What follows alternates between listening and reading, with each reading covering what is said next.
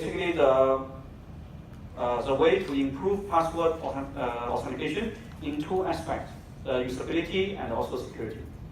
So usability means if we have multiple accounts, for example, if we have multiple accounts for multiple websites, right? So how to maintain good security? If you use the same password or related password across different websites, then of course that's not secure, because if one of the website is compromised, then all the passwords will be compromised. Because you cannot guarantee all the websites they will maintain their password table securely.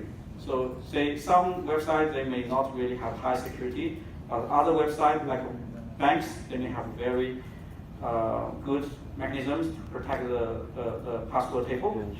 So if you use the same password, then if the weakest link is compromised, then all the accounts are compromised. So to address this problem, this is basically a problem that we face nowadays, because we have so many accounts, and we try to use different password, and if you really choose very different password for each account, then you will need to find a way to memorize those passwords. Right, so one way to assist here is to use the so-called master password and password master. Right, so master password basically is a root password. Password master is like a safe. So essentially you can create different passwords, maybe totally random, truly random password for each account, and you put them in a safe. You don't need to memorize those passwords, so that's why you can pick a truly random password. You put them in a safe, and then you use the master password to lock the safe, right? So if you use like Mac, so actually you can unlock your keychain using a master password, and then the keychain can tell, for example, what's the password for your Wi-Fi, what's the password for other accounts and so on. Right, so this is basically the so-called password master and then master password. Right, so the usability or the user friendliness actually is much better, and the security is also somehow improved, because now for individual accounts you can use truly random password, because you don't need to memorize them, right? And if one of them is compromised, so the rest will not be affected because they are independent password. However, so the issue with this one is you have a single point of failure, right? So if the master password is compromised, then all the passwords are compromised. And also, if you forget this master password, then you cannot access any account. So that's the drawback. And we have different software and hardware-based versions of this system. So this is one example. So basically, you can pick a strong password to lock the safe, and inside the safe, you can generate random passwords for different accounts. You don't need to memorize them, so you can simply generate pure random passwords. Right. So Firefox actually also has this feature. So in Firefox, you can set a master password, and then you can use this master password to lock different passwords for different accounts. Right. So if you have different accounts for different websites, you can use Firefox to set this master password and password master. So this is a hardware-based a password master. So in this case, you need to have the correct password to unlock this device. Then you can find all the passwords for different banks or different accounts. So that's the first one to improve the first solution that can improve the usability, and also you can somehow improve the security by using truly random password for different accounts. But the problem is you may have a single point of failure. And the second approach that can be used to also improve the usability is the so-called single sign-on. Single sign-on means you sign in once, but you can access different accounts, right? So the idea is basically like a ticket system. So you sign in for example, this is usually used in the centralized authentication scenario. So you have an authentication server, right? So then you can basically log into the authentication server. The authentication server will give you a ticket. And then you can use this ticket to access different services, right? So this is something actually you will study. One of such systems is Kerberos. So you will study in 368. So Kerberos actually can be used to implement single sign-on. So you only need to maintain one password, which is shared with the so-called centralized authentication server. And then for all the other servers, like mail server, file server, and so on, you don't need to maintain any password. So what you need to do is you need to pass the authentication by the authentication server. Then the authentication server will give you a ticket. And you can use this ticket to access other services, right? So this is how we can implement this single sign-on in using like a ticket-based approach.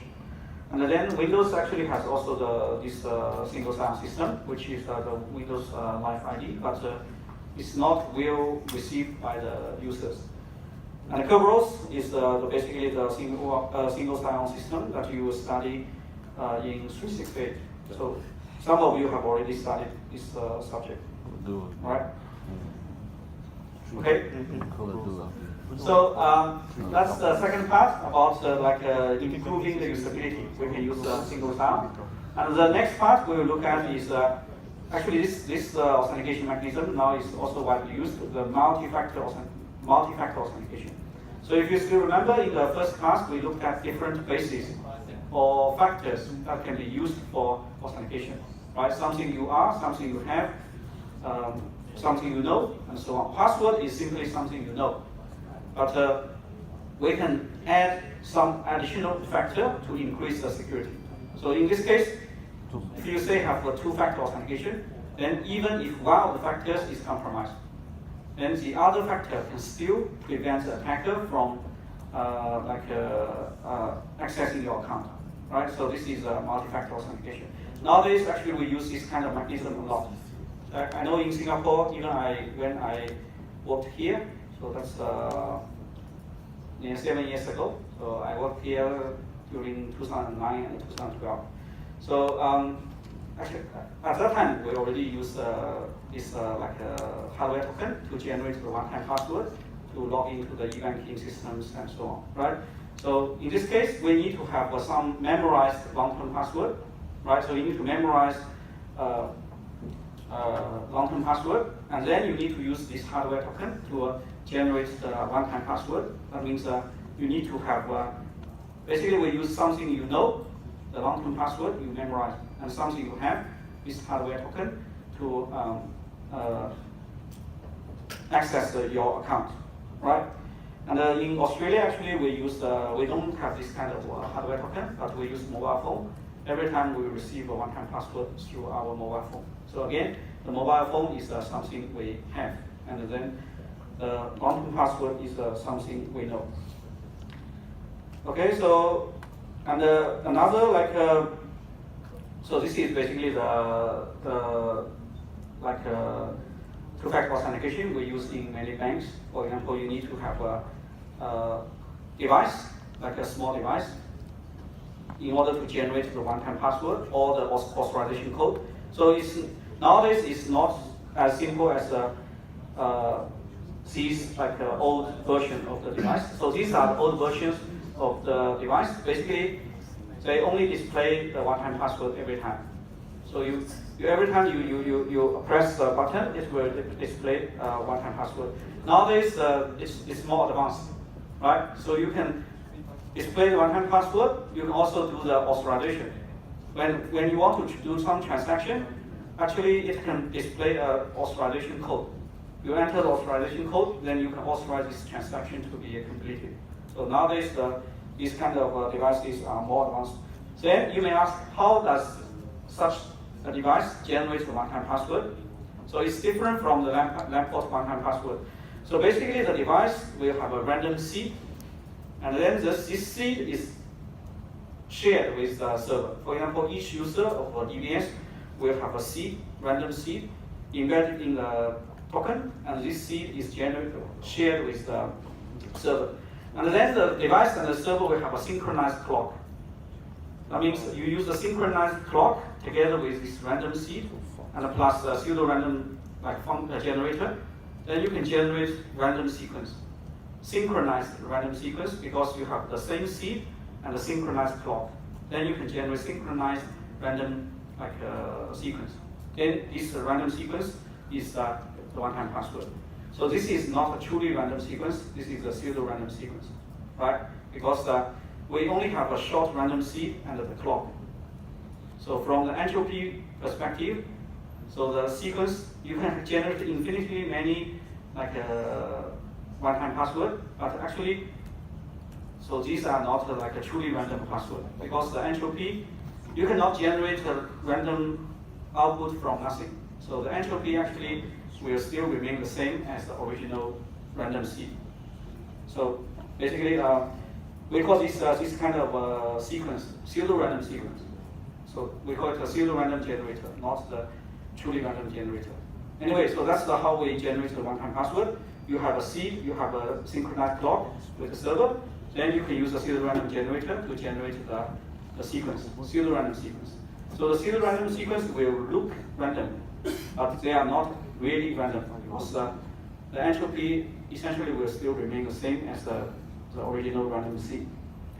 Okay, so these are the two-factor authentication we can use, and some remarks about the two-factor authentication.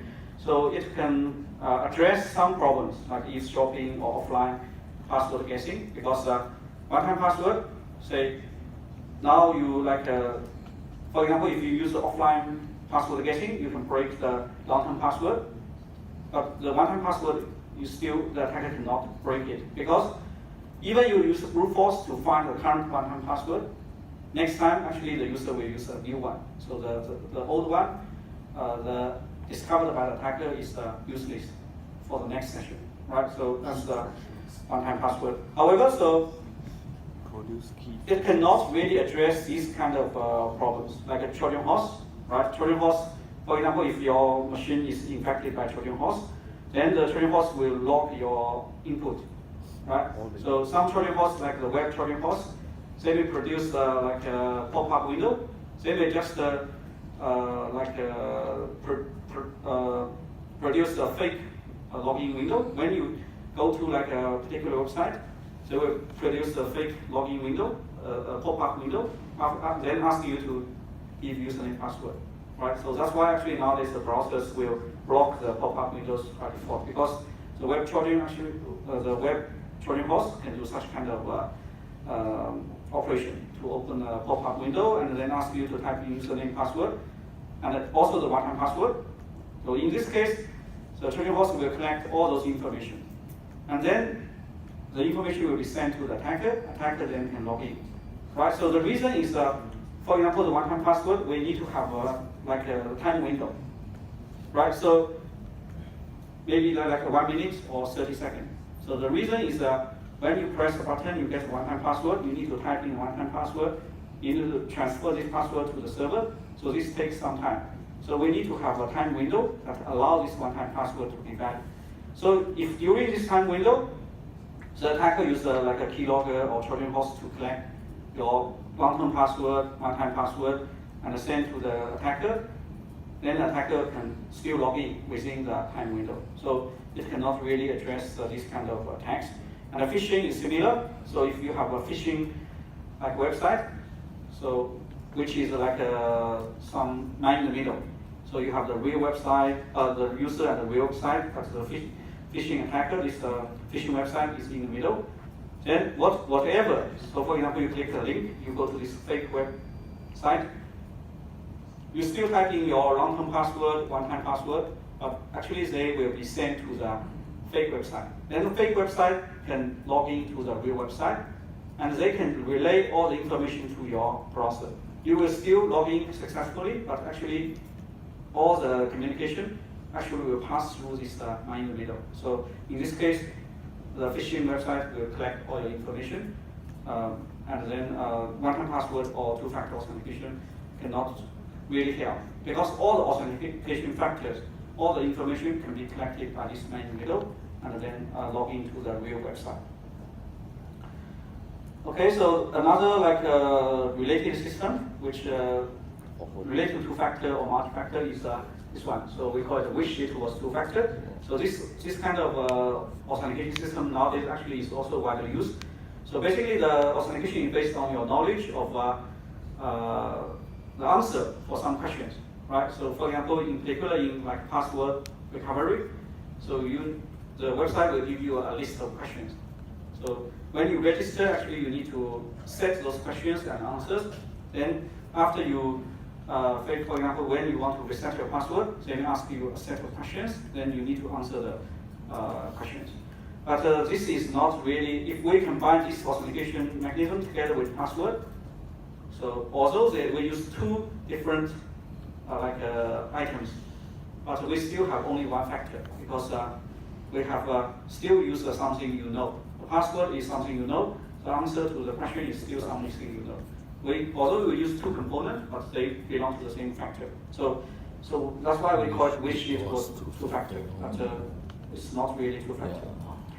And then the most widely used two-factor authentication is this chip and PIN. So for example, when we use a credit card or even ATM card, so we use this kind of two-factor authentication. So you need to know the PIN, and also you need to have this card in order to do the transaction, right? So if you only know the password or you only have the card, then you cannot really do the transaction, right? So however, so although this system is widely used, actually some researchers discovered that this chip and PIN is not really secure. There is some flaw in the design of the system. So in particular, when we allow the transaction to be authorized using either PIN or signature, then the system actually is insecure. So there is some way to attack the system so that you only need the card. You don't need to know the PIN. You can still pass the authentication. Because if we do the authentication using PIN and the card, however, if these two are somehow combined together, so sometimes actually there will be like loopholes inside the design. So if there is any flaw inside the design, then essentially, if you only have the card, you may still be able to do the transaction. So there is one video. We can have a quick look. So this is one video showing how this chip and PIN can be attacked.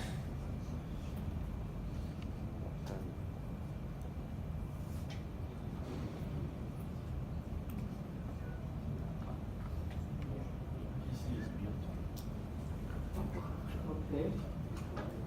Seems like not. The PC is mute. Oh, sorry.